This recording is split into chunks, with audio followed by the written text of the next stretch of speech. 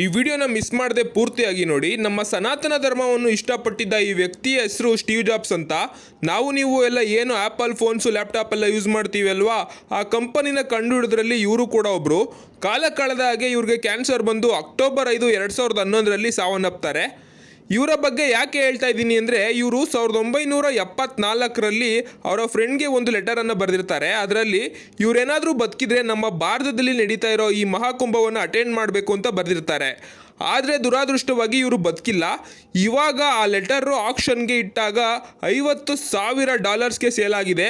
ಅಂದರೆ ನಮ್ಮ Indian ರುಪೀಸಲ್ಲಿ 4,32,00,000 sale ಆಗಿದೆ. ಹಾಗೆ ಇನ್ನೊಂದು ವಿಷಯ ಏನಂದರೆ, ಇವರ ಆಸೆಯಂತೆ ಅವರ ಪತ್ನಿ ಲಾರೆನ್ಸ್ ಪೋವೆಲ್ ಜಾಬ್ಸ್ ಅವರು ಈಗ ನಡೀತಾ ಇರೋ ಮಹಾಕುಂಭಕ್ಕೆ ಬಂದಿದ್ದಾರೆ. ಇವ್ರು ಯಾರು ಹುಟ್ಟ ಹಿಂದೂಗಳಲ್ಲ, ಆದರೂ ಕೂಡ ನಮ್ಮ ಸನಾತನ ಧರ್ಮದ ಮೇಲೆ ಇರೋ ಇಂಟ್ರೆಸ್ಟ್ಗೆ ಒಂದು ಸಲ್ಯೂಟ್. ನಿಮ್ಮ ಒಪಿನಿಯನ್ ಏನು ಅಂತ ಕಮೆಂಟ್ ಸೆಕ್ಷನಲ್ಲಿ ತಿಳಿಸಿ.